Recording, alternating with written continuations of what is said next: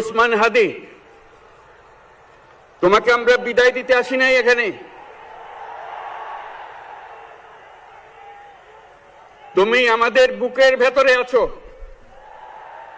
এবং চিরদিন বাংলাদেশ যতদিন আছে তুমি সকল বাংলাদেশির বুকের মধ্যে থাকবে, এটা কেউ সরাতে পারবে না।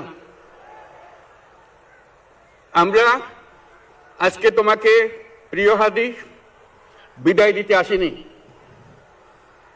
আমরা তোমার কাছে আমরা ওয়াদা করতে এসেছি।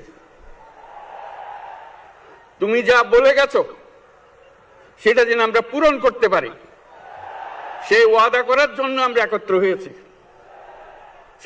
সেই ওয়াদা শুধু আমরা নয়, পুরুষানুক্রমে বাংলাদেশের সব মানুষ পূরণ করবে। সেই ওয়াদা করার জন্যই আমরা তোমার কাছে আজকে এসেছি, সবাই মিলে যে যেখানে আছি।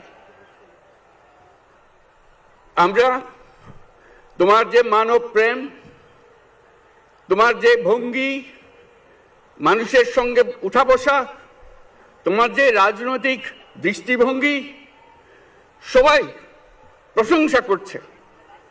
সেটা আমরা মনে প্রাণে গ্রহণ করছি, যে এটা যেন আমাদের মনে সবসময় জাগ্রত থাকে, আমরা সেটা অনুসরণ করতে পারি। তুমি আমাদেরকে এমন এক মন্ত্র কানে দিয়ে গেছো, সেই মন্ত্র বাংলাদেশের কেউ কোনোদিন ভুলতে পারবে না এবং এই মন্ত্র চিরদিন আমাদের কানে বাঁচতে থাকবে।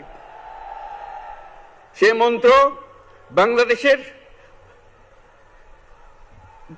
বড় মন্ত্র হয়ে আমাদের জাতির সঙ্গে সংযুক্ত থাকবে। তোমার মন্ত্র ছিল চলো বলবীর চির উন্নত মমশির। এই উন্নত মমশিরের যে মন্ত্র তুমি দিয়ে গেছো, সেটা বাংলাদেশি সন্তানের জন্মলগ্ন থেকে যতদিন সে বেঁচে থাকবে নিজের কাছে বলবে চল বলবীর চির উন্নত মমশির, আমাদের শির কখনো নত হবে না। সেই মন্ত্র তুমি আমাদেরকে দিয়ে গেছো, আমাদের সব কাজে সেটা আমরা প্রমাণ করব। আমরা দুনিয়ার সামনে মাথা উঁচু করে চলবো, কারো কাছে মাথা নত করব না। সেই মন্ত্র তুমি আমাদেরকে দিয়ে গেছো, আমরা সেটা পূরণ করে যাব।